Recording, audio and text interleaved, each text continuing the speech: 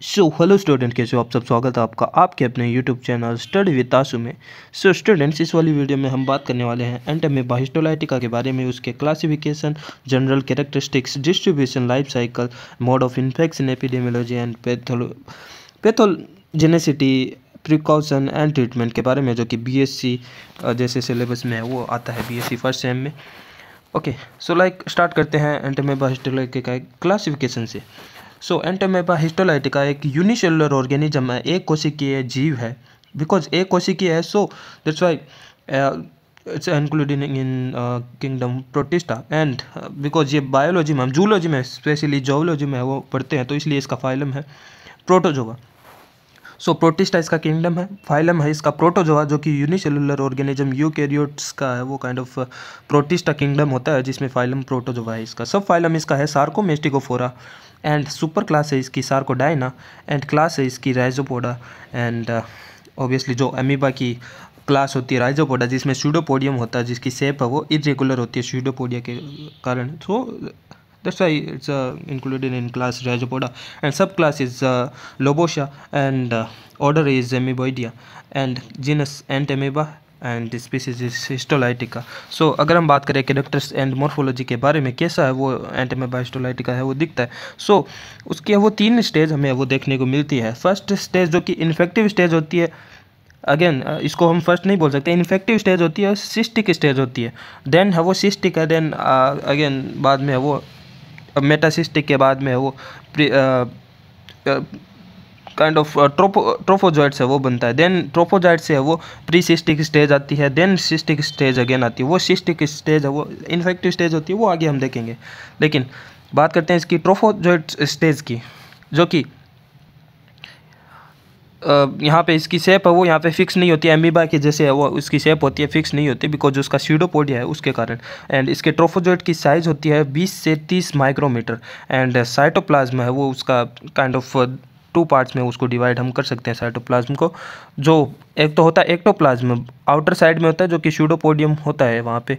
Ectoplasm होता है जिसके अंदर kind of clear translucent ectoplasm होता है, एंड देन है वो अंदर जो ट्रू सेल हम बोल सकते हैं, एक ग्रेनुलर एंडोप्लाज्म जिसे हम बोल सकते हैं। अगर इसकी डायग्राम की बात करें, ये यहाँ पे है वो इसका डायग्राम है।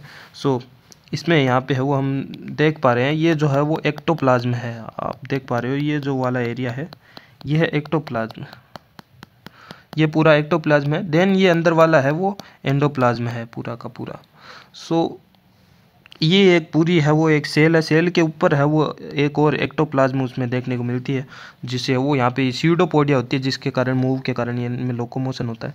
ये सब है वो इनमें देखने को मिलता है। फिर है वो अंदर का है वो पार्ट एंडोप्लाज्म में है वो हमें न्यूक्लियस देखने को मिलता है। ये न्यूक्लियस है, केंद्रक है। इस केंद्रक में है वो एकदम सेंटर में एक पॉइंट डॉट देखने को मिलता है, डार्क पॉइंट देखने को मिलता है, जिसे हम कैरियोसोम बोलते हैं।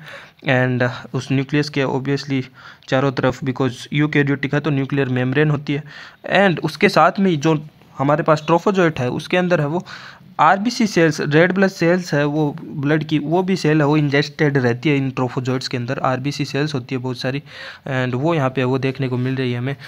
एंड ये सब है उसकी स्ट्रक्चर होती है ट्रोफोजॉइट की। एंड यहाँ पे लिख भी रखा RBC leukocyte and tissue debris है वो यहाँ पे सेल के अंदर देखने को मिलती है ट्रोफोजाइट के अंदर। एंड न्यूक्लियस की शेप है वो स्फेरिकल होती है, एंड साइज है वो इसके न्यूक्लियस की, अभी हमने न्यूक्लियस देखा जो कि सेंटर में था, 4 to 6 माइक्रोमीटर यहाँ पे उसकी साइज़ होती है न्यूक्लियस की। देन हम ट्रोफोजॉइट स्टेज के बाद में प्री सिस्टिक स्टेज की बात करें, ट्रोफोजॉइट से है वो प्री सिस्टिक स्टेज है वो बनती है। उसकी साइज़ होती है 10 to 20 माइक्रोमीटर, और शेप उसकी है वो काइंड ऑफ राउंड और स्लाइटली ओवल्ड काइंड ऑफ। आप ये आप देख रहे हो इमेज में ओवॉइड शेप है, यहाँ पे Oval shape kind of round shape हमें वो देखने को मिल रही है, विथ ए ब्लंट स्यूडोपोडियम। ओके, स्यूडोपोडियम यहाँ पे ब्लंट एंडेड है वो देखने को मिलता है यहाँ पे। एंड एंडोप्लाज्म है वो वहाँ पे है वो फ्री ऑफ आरबीसी, यहाँ पे आरबीसी नहीं देखने को मिलती है, जबकि ट्रोफोजॉइट में हमने आरबीसी देखा था। लेकिन इसकी अगर हम बात करें प्री सिस्टिक स्टेज की, यहाँ पे कहीं पे भी हमें आरबीसी नहीं देखने को मिलती है। ट्रोफोजॉइट के अंदर तो आरबीसी होती है, लेकिन याद रखना प्री सिस्टिक स्टेज में है वो यहाँ पे आरबीसी नहीं देखने को मिलती है। एंड अदर फूड पार्टिकल्स भी है वो नहीं देखने को मिलते, डेब्रीज वगैरह। And nuclear structure is same as a trophozoite, तो ट्रोफोजॉइट में जैसे न्यूक्लियस की स्ट्रक्चर थी वैसी सेम इसके अंदर है वो रहती है। देन है वो सिस्टिक स्टेज है वो आती है। ओके, जो कि साइज़ में है वो वेरी करती है। अगर कुछ स्मॉल स्पीसीज़ होती है, कुछ स्मॉल रेस वाली जो स्पीसीज़ होती है उसमें हो सकता है सिस्टिक स्टेज है वो 6 to 9 माइक्रोमीटर तक है वो हो सकती है उसकी साइज़। एंड कुछ लार्ज रेस कुछ स्पीसीज़ होती है जिनमें सिस्टिक स्टेज है वो 12 to 15 माइक्रोमीटर तक है वो देखने को भी मिलती है। एंड ऑब्वियसली जो प्रीसिस्टिक स्टेज वाली जो सेल है, ट्रोफोजोइट वाली सेल ही है वो प्रीसिस्टिक सेल बनाती है एंड उसी से है वो सिस्टिक स्टेज बनती है। तो वो पहले ट्रोफोजोइट जो सेल थी वो इरेगुलर शेप थी, देन प्रीसिस्टिक सेल बनी जिसमें काइंड ऑफ रेगुलरिटी देखने को मिली, शेप में राउंड शेप देखने को मिला। देन सिस्टिक स्टेज में है वो उसके चारों तरफ एक वॉल लाइक स्ट्रक्चर है वो बन जाएगी, एक प्रोटेक्टिव लेयर बन जाती है जिसे है वो सिस्ट बोलते हैं। सो ड्यूरिंग इंसिस्टमेंट, और इस प्रोसेस को बोलते हैं encystment. So during encystment the parasite become rounded, so cell है वो राउंड हो जाती है and is surrounded by a highly refractile and little membrane called the cyst wall. Okay, so refractile cyst wall का formation हो जाता है उसी के चारों तरफ। हम बोल सकते हैं प्री सिस्टिक स्टेज थी, उसी के चारों तरफ है वो यहाँ पे हाईली रिफ्रैक्टाइल एक सिस्टिक वॉल का फॉर्मेशन हो जाता है, काइंड ऑफ प्रोटेक्टिव लेयरिंग की जैसे। So cyst begin as a uninucleated body but soon divided by binary fission and develop into binucleated and quadrinucleated bodies. So ये जो सिस्ट हमारे पास बनी है, जो कि ये पूरी आप जो सिस्ट देख पा रहे हो, ये सिस्ट बन चुकी है। अभी सिस्ट के अंदर है वो न्यूक्लियस एक ही है, ये रहा न्यूक्लियस, ठीक है, और ये पूरा है वो सिस्ट है, इसके चारों तरफ एक और वॉल है वो सिस्ट वॉल है वो फॉर्मेशन हो गई है। लेकिन अभी ये एक जो न्यूक्लियस है वो बाइनरी फिजन से है वो एक न्यूक्लियस है वो दो न्यूक्लियस में है वो कन्वर्ट हो जाता है, और ये पूरा है वो सिस्ट है, और यही सिस्ट है वो अगेन फिर से वो बाइनरी फिजन करेगा। यहाँ पे दो न्यूक्लियस तो ये रहा, एंड ये दूसरा है वो अगेन बाइनरी फिजन करता हुआ दिखाई दे रहा है हमें। सो एक से है वो एक न्यूक्लियस से है वो चार न्यूक्लियस हमें है वो देखने को मिलते हैं। तो क्वाड्री न्यूक्लिएटेड सिस्ट हमारे पास है वो एट द एंड वो बन जाती है। एंड इसी के साथ में हम वो यहाँ पे इसी के अंदर सिस्ट के अंदर ही है वो chromatid bars and glycogen vacuoles भी हम वो देख पा रहे हैं। लाइक ये रही chromatid bars and glycogen kind of vacuoles भी हमें वो देखने को यहाँ पे मिलती है। सो अगर हम बात करें इसी के अंदर सिस्ट के अंदर ही in early stage of development cytoplasm of cyst shown the following. So cyst के साइटोप्लाज्म में हमें वो क्रोमेटिड बार्स देखने को मिलती है, जो अभी हमने देखा, जिसकी शेप है वो काइंड ऑफ ओब्लिक्यू शेप है, एंड जो कि यहाँ पे है वो स्टेन नहीं होती है। आयोडीन से अगर हम इसको स्टेन करना चाहिए चाहे तो ये आयोडीन से है वो स्टेन नहीं होती है। ये आप पॉइंट है वो लिख लेना, ये इंपॉर्टेंट पॉइंट है। ये जो क्रोमेटिड बॉडी है, क्रोमेटिड बार्स है, वो सिस्ट के अंदर जो क्रोमेटिड बार्स है वो स्टेन नहीं होते आयोडीन से। स्टेन होकर वो अलग से हमें माइक्रोस्कोपी में वो नहीं दिखते हैं, स्पेशली आयोडीन से। एंड बट अगर हम नॉर्मल सेलाइन प्रिपरेशन बना के अगर उससे है वो यहाँ पे स्टेन करें तो यहाँ पे ये रिफ्लेक्टेड बॉडीज़ है वो देखने को मिलती है चमकती हुई, लेकिन नॉर्मल सेलाइन प्रिपरेशन में। दूसरा यहाँ पे वो सिस्ट में हमें ग्लाइकोजन वैक्यूल्स भी है वो देखने को मिलती है, जो कि स्टेन हो सकती है ब्राउन विथ आयोडीन। तो आयोडीन से वो ब्राउन काइंड ऑफ वो स्टेनिंग इसकी है वो देखने को मिलती है। तो आयोडीन से इसको स्टेन कर सकते हैं ग्लाइकोजन वैक्यूल्स को, लेकिन क्रोमेटिड बार्स को वो हमें आयोडीन से वो स्टेन नहीं कर सकते हैं। ये इतना दो डिफरेंस है वो ये याद रखना है इसमें क्रोमेटिड बॉडीज़ में क्रोमेटिड। तो अब बात करते हैं जियोग्राफिकल डिस्ट्रीब्यूशन की। सो ये वर्ल्ड वाइड है, लेकिन सबसे ज़्यादा ट्रॉपिक एरिया में ये देखने को मिलते हैं, जहाँ पे ज़्यादा थोड़ा बहुत टेम्परेचर है वो देखने को मिलता है। सो tropic and sub tropic area में ये यहाँ पे है वो देखने को मिलता है। एंड टेम्परेट जोन से ये ज़्यादा है वो ट्रॉपिक एरिया में ज़्यादा देखने को मिलता है। तो टेम्परेट में तो टेम्परेचर है वो कम रहता है, लो रहता है। तो ठंडी वाले इलाके से ज़्यादा वो ये हाई टेम्परेचर वाले इलाके में like tropic and sub tropic वाले एरिया में ज़्यादा देखने को मिलता है। वहाँ पे ह्यूमिडिटी भी है वो ज़्यादा होती है। हैबिटेट्स की बात करें तो trophozoites of Entamoeba histolytica lives in the mucus and sub mucosal layer of the large intestine of man. So अभी हम देखेंगे जो इन्वेसिव स्टेज होती है ट्रोपोजोइट की, एंड वो यहाँ पे इसकी ट्रोपोजोइट स्टेज है वो इंटेस्टाइन की वॉल में वो देखने को मिलती है। लाइक कि फॉर एग्जांपल ये पूरी है वो इंटेस्टाइन है, एंड इंटेस्टाइन का ये है पूरा ल्यूमन वाला पार्ट है यहाँ पे वो फूड के साथ में। ये भी है वो सिस्ट भी इसके आते हैं, सिस्ट से है वो यहाँ पे सिस्ट से है वो मेटासिस्ट है वो बाहर निकलते हैं। देन सिस्ट से है वो ट्रोफोजोइट है वो बनते हैं, बहुत सारे ट्रोफोजोइट है वो मेटाट्रोफोजोइट से ट्रोफोजोइट्स बनते हैं, जो कि इस इंटेस्टाइन की ल्यूमन में यहाँ पे आते हैं। और ल्यूमन्स के बाद में ल्यूमन में ही है वो इंटेस्टाइन की ये जो वॉल होती है, वॉल काइंड ऑफ वॉल की भी एपिथेलियम लेयर, कोलुमुलर एपिथेलियम लेयर के बाद में वो mucus and sub mucosal layer होती है, म्यूकसल एंड सब म्यूकसल लेयर होती है। सो उसको इन्वेट करके वहाँ पे ये आ जाते हैं ट्रोफोजोइट्स। सो जिससे होता क्या है यहाँ पे ये जो ये यहाँ पे है वो कोलुमनार एपिथेलियम लेयर होती है, तो कोलुमनार एपिथेलियम लेयर होती है इंटेस्टाइन की। सो इसको है वो यहाँ पे इन्वेड करते हैं ये by the using of proteolytic cleavage of this epithelium membrane. So उसकी क्लीवेज होने के कारण ये यहाँ पे है वो कुछ इस तरह से है वो ये एपिथेलियम की लेयर है वो कट हो जाती है, काइंड ऑफ क्लीवेज हो जाती है, जिसके कारण जो एंट अमीबा हिस्टोलाइटिका है वो कुछ इस प्रकार से वो इसके अंदर है वो इन्वेड है वो कर जाता है। ये एंट अमीबा हिस्टोलाइटिका है वो इसके अंदर इन्वेड कर जाता है और धीरे धीरे एपिथेलियम के बाद में म्यूकसल एंड सब म्यूकसल लेयर में है वो आ जाता है। और इसके जस्ट पास में है वो ब्लड वेसल्स होती है, जिसके कारण इसमें इन्वेड होने के प्रोटियोलाइटिक क्लीवेज होने के कारण बॉडी वॉल में यहाँ से ब्लड भी है वो ब्लड सेल्स भी है वो इस पोर के थ्रू है वो इंटेस्टाइन के अंदर आ जाते हैं ब्लड वेसल्स। तो ब्लड सेल्स तो वो ब्लड है वो जब अब ये इंटेस्टाइन से है वो जब खाना काइंड ऑफ एक्सक्रीट आउट होता है जो अनडाइजेस्टेड फूड, तो फिकल मटेरियल स्टूल के साथ में ये ब्लड भी है वो बाहर आने लगता है और ये ब्लड भी आता है और साथ में ये म्यूकसल लेयर है, म्यूकसल लेयर से म्यूकस भी है वो सीक्रेट होगा और वो म्यूकस है वो भी है वो ब्लड के साथ में है वो स्टूल के साथ में है वो ब्लड और म्यूकस भी है वो आने लगता है। तो वो एमीबिक डिसेंट्री जो डिजीज़ होती है जिसके अंदर है वो स्टूल के साथ में ब्लड एंड म्यूकस भी है वो आता है, तो वो इसी के कारण आता है क्योंकि एपिथेलियम वॉल है वो डिग्रेड हो जाती है through the using of enzyme proteolytic enzymes and secreted by trophozoite cells of Entamoeba histolytica. So इसी के कारण इन्वेजन इस बॉडी वॉल के अंदर इन्वेड होने के कारण ये सब वो देखने को मिलता है। अब बात करें इसके लाइफ साइकिल की। सो लाइफ साइकिल में हम अगर शुरू से बात करें इसकी जो सिस्टिक स्टेज होती है जो आउटर पार्ट्स में है वो ट्रोफोजोइड्स के बाद में प्री सिस्टिक स्टेज के बाद में जो आउटर पार्ट में एक प्रोटेक्टिव लेयरिंग बना लेती है इंसिस्टिमेंट प्रोसेस के थ्रू जिसे हम सिस्ट बोलते हैं। तो वो जो सिस्ट होता है क्वाड्री न्यूक्लियोटेड स्टेज सिस्ट होता है जिसके अंदर 4 न्यूक्लियस होते हैं, वो सिस्ट है वो स्टूल के साथ में और वो स्टूल के ऊपर फॉर एग्जांपल हाउस फ्लाई या फिर बैठकर किसी फ्रूट के ऊपर आके बैठ गई और वो फ्रूट है या फिर कोई भी फूड है वो कंटामिनेटेड हो गया विद द क्वाड्रीन्यूक्लियोटेड सिस्ट। सो वो क्वाड्रीन्यूक्लियोटेड जो सिस्ट है वो अब फूड के साथ में आ गया और उसी फूड को कोई ह्यूमन अगर है वो इनटेक कर लेता है खा लेता है तो वो है वो इन्फेक्टेड हो जाता है with the quadrinucleated cyst of Entamoeba histolytica.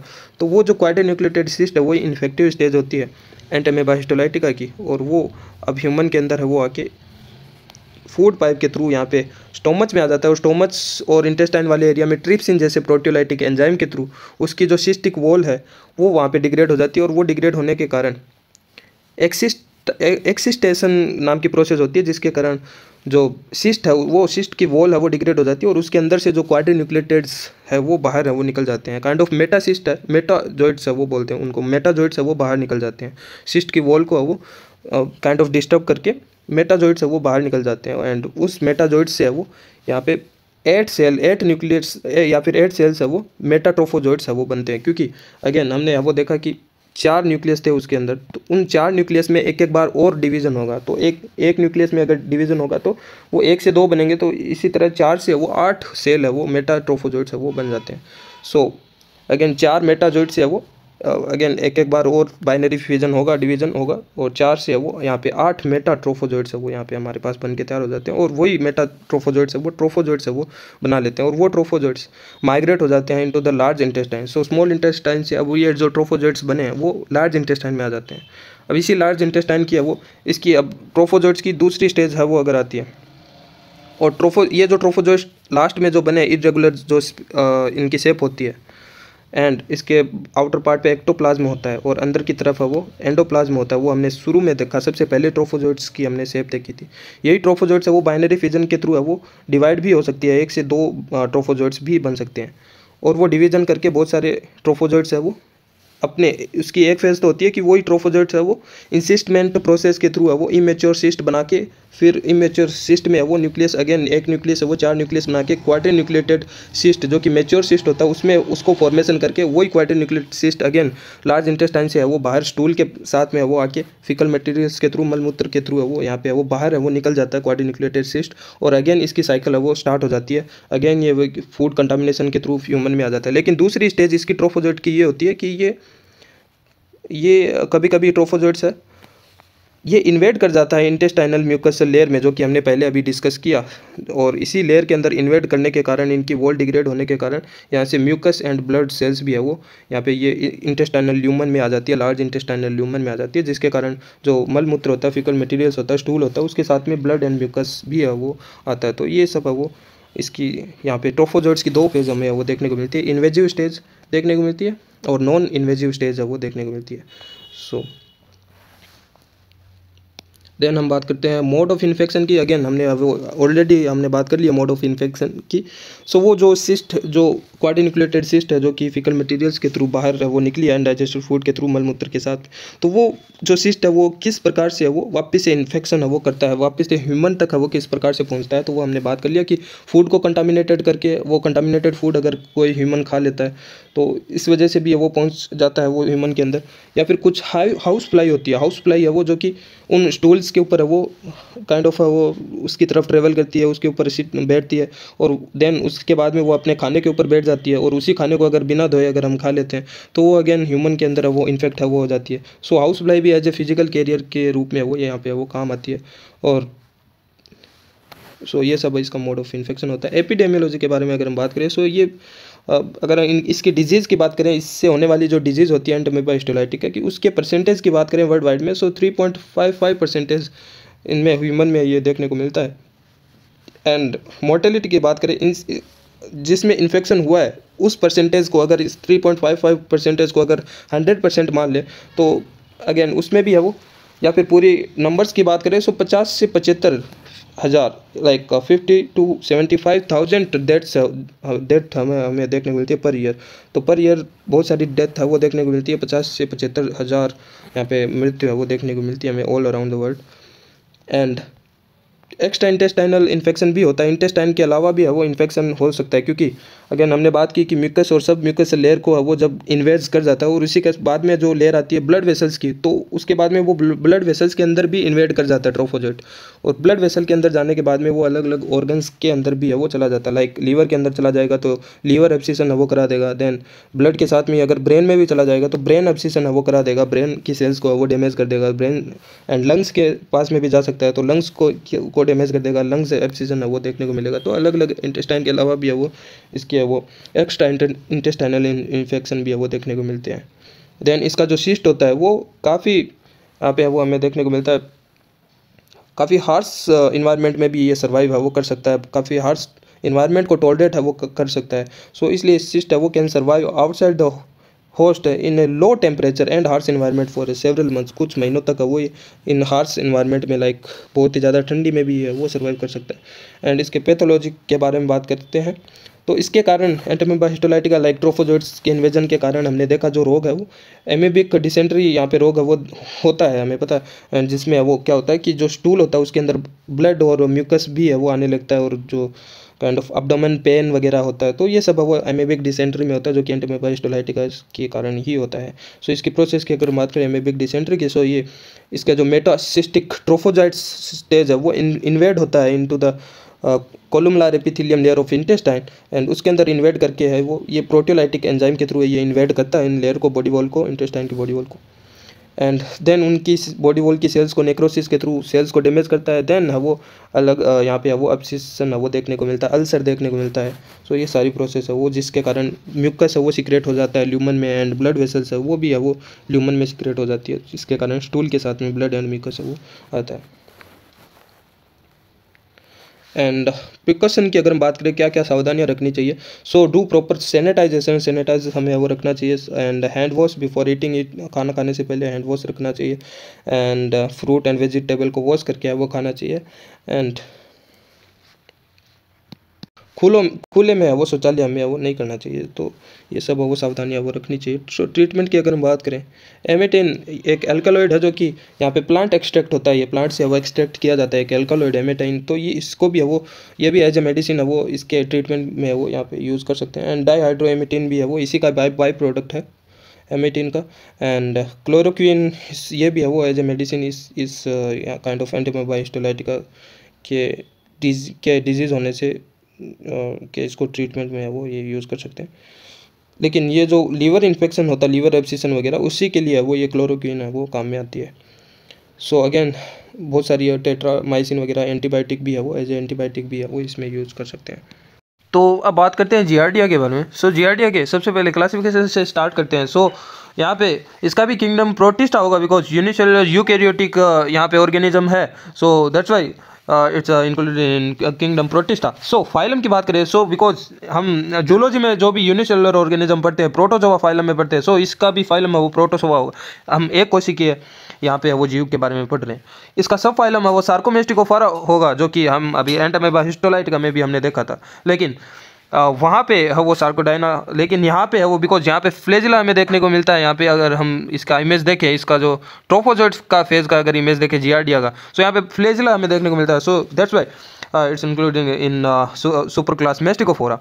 Okay, and so because मेस्टिकोफोरा में भी हम दो पार्ट्स में भी है वो डिवाइड करते हैं। मेस्टिकोफोरा सुपर क्लास को हम दो क्लास में डिवाइड करते हैं, फाइटोमेस्टिकोफोरा एंड जू मेस्टिकोफोरा।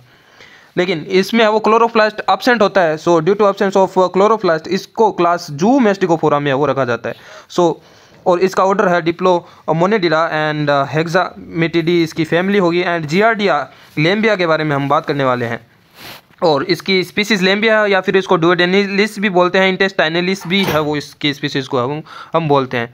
इसका डायग्राम वेल डेवलप वो काइंड ऑफ माइक्रोस्कोपिक डायग्राम आप वो देख सकते हो। यहाँ पे वो फ्लेजिला ये इमेज आप वो देख पा रहे हो। यहाँ पे अंदर की तरफ वो बाई न्यूक्लिएटेड स्ट्रक्चर होती है, दो न्यूक्लियस आप वो देख पा रहे हो। एंड उसके चारों तरफ न्यूक्लियस का ये जो आउटर पार्ट वाला जो एरिया होता है, जो कि वेंट्रल साइड में ये हम वो देख पा रहे हैं, जो कि शक्कर का काम करता है, सक्शन का काम करता है, जिससे अधेसिव डिस्क हम बोल सकते हैं, चिपकने का काम करता है सरफेस के।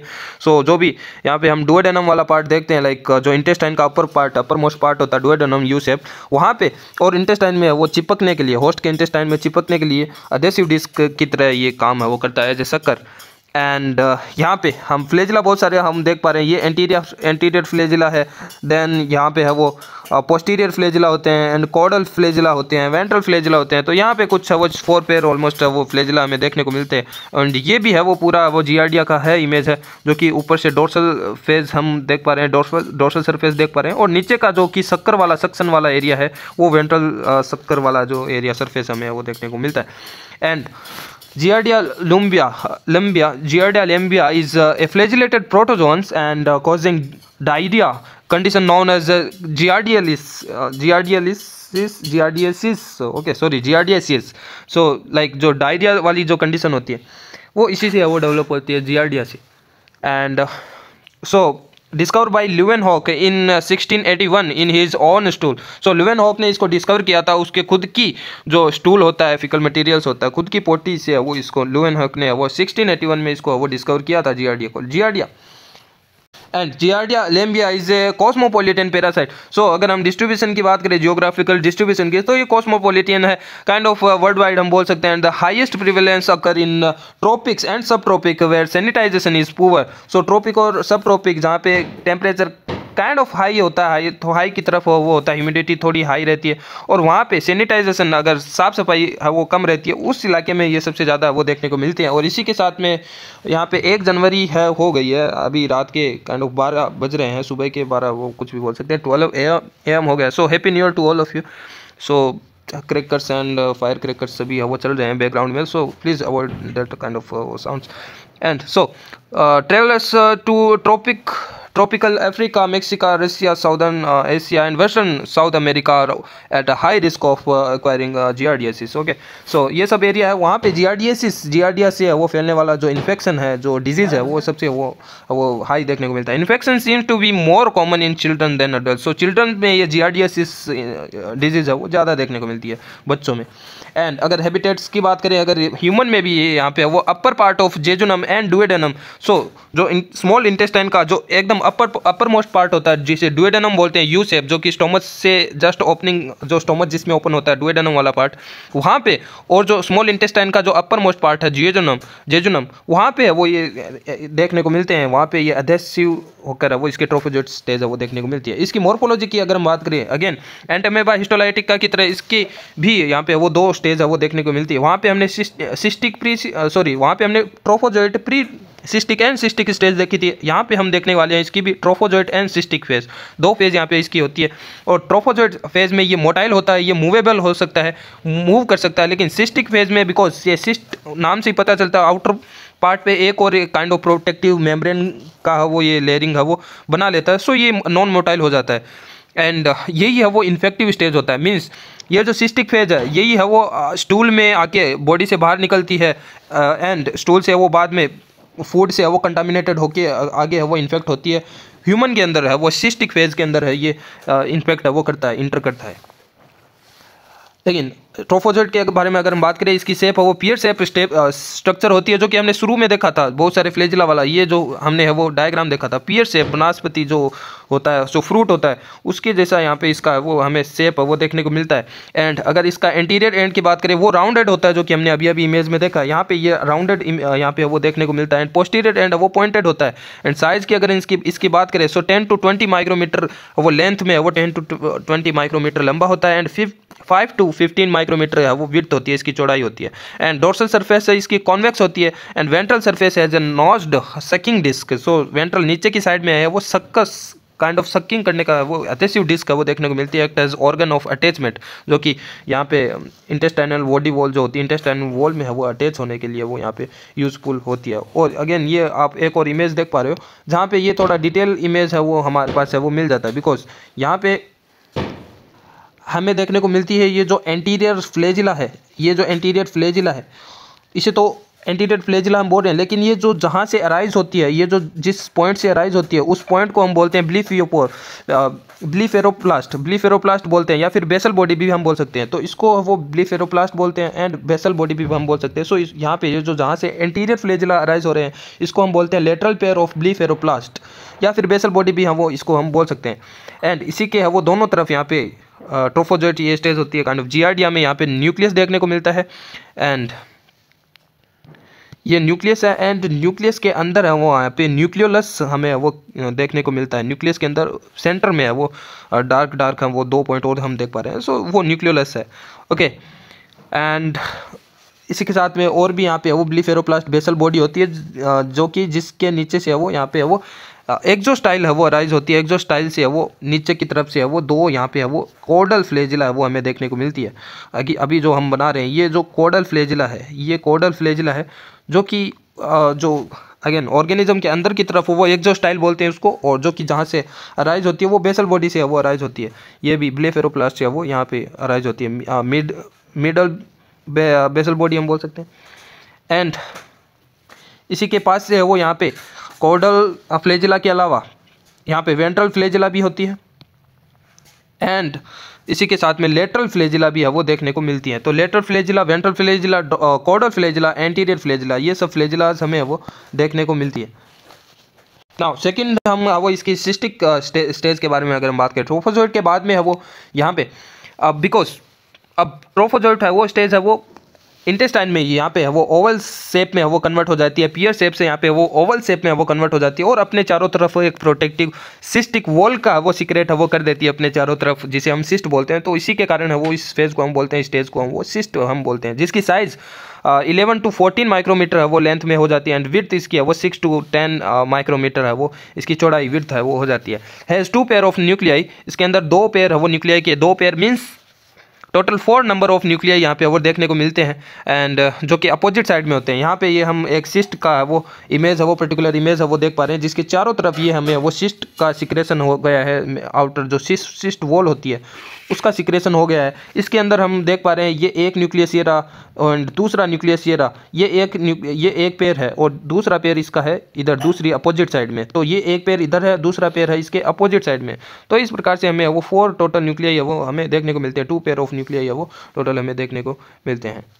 और अगर इसके न्यूक्लियस है इसको वो स्टेन कर सकते हैं आयोडीन प्रिपरेशन में, इसको वो स्टेन करके हम वो माइक्रोस्कोपी में वो देख सकते हैं सिस्टिक स्टेज को। ओके, सो अगर एग्जामाइन करना हो कि पेशेंट में यहाँ पे इसका इन्फेक्शन जियार्डिया का है या नहीं, तो सिस्टिक स्टेज का अगर इन्फेक्शन होगा तो इसको अगर आयोडीन प्रिपरेशन से अगर हम स्टेन करेंगे तो माइक्रोस्कोपिक में वो इसके वो सैंपल हमें वो देखने को मिल जाएंगे। एंड ये सिस्टिक स्टेज या वो इन्फेक्टिव फॉर्म होती है for human beings. Okay, and यहाँ पे मीडियन बॉडीज़ भी है वो देखने को मिलती है। जिसे पैराबेसल बॉडी भी हम बोल सकते हैं। लाइफ साइकिल की अगर हम बात करें, जैसा कि हमने बात किया कि जो सिस्टिक स्टेज होती है, ये वाली जो सिस्टिक स्टेज है, राउंड एंड ओवल जो स्टेज है जिसके चारों तरफ ओवर सिस्टिक वॉल है, वही है वो स्टूल के दौरान जो अनडाइजेस्टेड फूड मटेरियल फिकल जो मल मूत्र के थ्रू जो बाहर आ जाता है स्टूल के साथ में सिस्ट, और वही है अगर वो लाइक हाउस फ्लाई वगैरह वो उसको कैरी करके, या फिर अगर उसी इलाके में जो फल फ्रूट है वो यहाँ पे उग रहे हैं, या फिर उसी इलाके वाले फल फ्रूट अगर लाए हुए हैं तो वो कंटामिनेटेड, या फिर वाटर है वो आ गया है कंटामिनेटेड होके सिस्ट से, तो वो अगर है वो कंटामिनेटेड वाटर या फिर फ्रूट या फिर वेजिटेबल खाने से इस ह्यूमन के अंदर है वो ये सिस्टिक स्टेज है वो इन्फेक्ट हो जाती है। अगेन ये सिस्टिक, ये माउथ से वो यहाँ पे सिस्टिक है वो स्टेज माउथ से है वो यहाँ पे हमारे पास आएगा स्टोमच में एंड डुओडेनम में। यहाँ पे हमें वो इसके यहाँ पे वो एंजाइम सिक्रेट होता है जिसे हम बोलते हैं लाइक ट्रिप्सिन एंजाइम, जो कि प्रोटियोलाइटिक एंजाइम है, जिसके कारण से सिस्टिक वॉल है वो डिग्रेड हो जाती है। और सिस्टिक वॉल के डिग्रेड होने के कारण इसके अंदर वाला जो है ट्रोफोजोइट स्टेज है वो बाहर आ जाता है, जिसे हम बोलते हैं एक्सिस्टेशन है वो प्रोसेस बोलते हैं। जो सिस्टिक वॉल को डिग्रेड होके जो ट्रोफोजोइट स्टेज है वो बाहर निकल जाती है, तो इस स्टेज को हम बोलते हैं।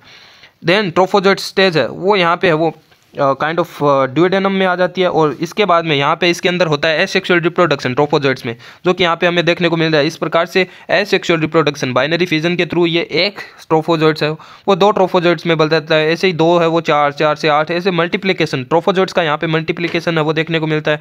एंड यहाँ पे वो बहुत सारे ट्रोफोजोइट्स स्टेज है वो बन जाती है। एंड हर बार इन्फेक्ट होने के बाद में सारे के सारे है वो इन्फेक्ट होने के बाद में ह्यूमन है वो सिम्टम नहीं शो करते हैं डिजीज़ का, लेकिन सिम्टम शो अगर वो करते भी है तो हमने जैसे देखा डायरिया, तो जिसमें स्टूल है वो काफ़ी डाइल्यूटेड है वो देखने को मिलता है, एंड अब्डोमेन पेन है वो देखने को मिलता है, एंड वोमिटिंग वगैरह, ये सब इसके वो सिम्टम वो होते हैं। एंड ट्रोफोजोइट्स स्टेज के बाद में ट्रोफोजोइट्स यहाँ पे इसकी इंटेस्टाइन वॉल को वो एब्सिशन करके इसको डिग्रेड करके यहाँ पे अंदर भी है वो इन्वेज है वो कर सकती है, तो वो तो इन्वेजिव इसकी स्टेज हो जाएगी। लेकिन ट्रोफोजोइट्स उसके बाद में इंसिस्टेशन प्रोसेस से भी गुजर सकता है। इंसिस्टेशन प्रोसेस ट्रोफोजोइट्स, अब हमने बात की ट्रोफोजोइट्स के चारों तरफ वो यहाँ पे सिस्टिक वॉल है वो प्रोड्यूस हो जाती है, और वो उसकी शेप है वो राउंड हो जाती है, ओवल हो जाती है, जिसे हम बोलते हैं सिस्ट। तो वो सिस्ट है एंड ट्रोफोजोइट्स दोनों है वो फिकल मटेरियल्स के थ्रू मल मूत्र या फिर स्टूल के साथ में वो एक्सक्रीट हो जाते हैं, बॉडी से बाहर निकल जाते हैं, और वही प्रोसेस है अगेन रिपीट होती है। यही सिस्ट है वो अगर फ्रूट या फिर वाटर के साथ कॉन्टामिनेटेड होकर कोई ह्यूमन के अंदर वापस आ जाता है तो ये वापस या वो लाइफ साइकिल वो स्टार्ट हो जाती है। अगर इसके पैथोजेनेसिस की बात करें, कंटामिनेटेड वाटर और फूड से यहाँ पे वो इंजेक्शन होने के कारण यहाँ पे इन्फेक्शन होता है, इन्फेक्शन ऑफ सिस्ट। बिकॉज देखो ट्रोफोजाइट्स यहाँ पे शरीर से बाहर आ सकता है, लेकिन ट्रोफोजाइट्स शरीर से बाहर सर्वाइव नहीं कर सकता, बॉडी से बाहर सर्वाइव नहीं कर सकता है, लेकिन जो सिस्टिक फेज है वो बहुत ज़्यादा लंबे समय तक वो सर्वाइव कर सकती है, इसीलिए सिस्टिक फेज ही है वो इन्फेक्टिव स्टेज होती है। यहाँ पे सिस्टिक फेज बॉडी के अंदर आने के बाद में क्या होता है, एक्सिस्टेशन प्रोसेस होती है due to enzyme like trypsin. तो इन जैसे एंजाइम के कारण वो सिस्टिक वॉल है वो डिग्रेड होकर सिस्ट में से वो ट्रोफोजोइट्स बाहर निकलता है, वो ट्रोफोजोइट्स ड्यूओडेनम में जाता है।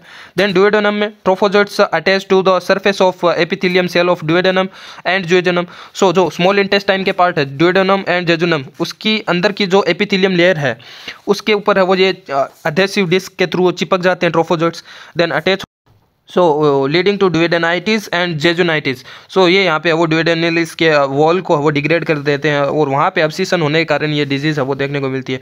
And interfere with absorption and absorption को ये रोक देते हैं, stop absorption of fat and vitamin A and water also. वहाँ पे वो इनके अब्जॉर्प्शन विटामिन ए का अब्जॉर्प्शन नहीं होगा ब्लड के अंदर, इंटेस्टाइन से ब्लड के अंदर जो हम न्यूट्रिशन ले रहे हैं उनके अंदर जो फैट है एंड विटामिन ए है वो ब्लड के अंदर अब्जॉर्ब नहीं होगा, ब्लड के अंदर अब्जॉर्ब नहीं होगा, तो ये जो फैट है वो फिकल मटेरियल्स के थ्रू है वो स्टूल के अंदर है वो फैट है वो देखने को मिलेगा।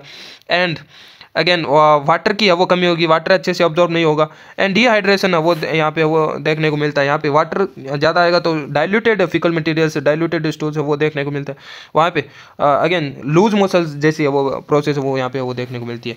क्लिनिकल मैनिफेस्टेशन की अगर हम बात करें, यहाँ पे डल एपी गैस्ट्रिक पेन यहाँ पे होता है, एंड गैस जैसी समस्या लाइक फ्लैटुलेंस लाइक गैस जैसी है वो समस्या भी वो यहाँ पे देखने को मिलती है। And chronic diarrhoea and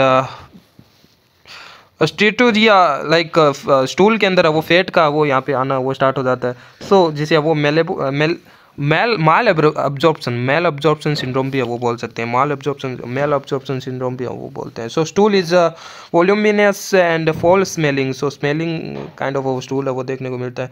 and fever anaemia जैसी है वो समस्या भी है वो देखने को मिलती है, ब्लड की है वो कमी हो जाती है, फीवर देखने को मिलता है। वेट लॉस मेन तो यहाँ पे वो वेट लॉस होने लगता है बिकॉज लूज मोशन होने के बाद वेट लॉस है वो स्टार्ट हो जाता है, डिहाइड्रेशन हो जाता है। एंड एलर्जिक मैनिफेस्टेशन है वो यहाँ पे वो देखने को मिलता है। ट्रीटमेंट की अगर हम बात करें यहाँ पे मेट्रोनिडाजोल एक मेडिसिन आती है जो कि लेकिन यहाँ पे ये कार्सिनोजेनिक होती है, जो कि प्रेग्नेंट वुमेन को है वो बिल्कुल भी रिकमेंडेड नहीं होती है, not recommended for pregnant women. तो यहाँ पे वो प्रेग्नेंट वुमेन को ये यहाँ पे नहीं लेनी चाहिए मेट्रोनिडाजोल। एंड टिनेडाजोल जो कि सबसे ज़्यादा इफेक्टिव अगर मेडिसिन की बात करें टिनेडाजोल यहाँ पे होती है, लेकिन चिल्ड्रंस के लिए सबसे ज़्यादा यूज़फुल है वहाँ पे वो फ्यूरेजोलिडोन यहाँ पे नाम की मेडिसिन आती है वो यहाँ पे वो दी जाती है यहाँ पे जियार्डियासिस डिजीज़ के अंदर।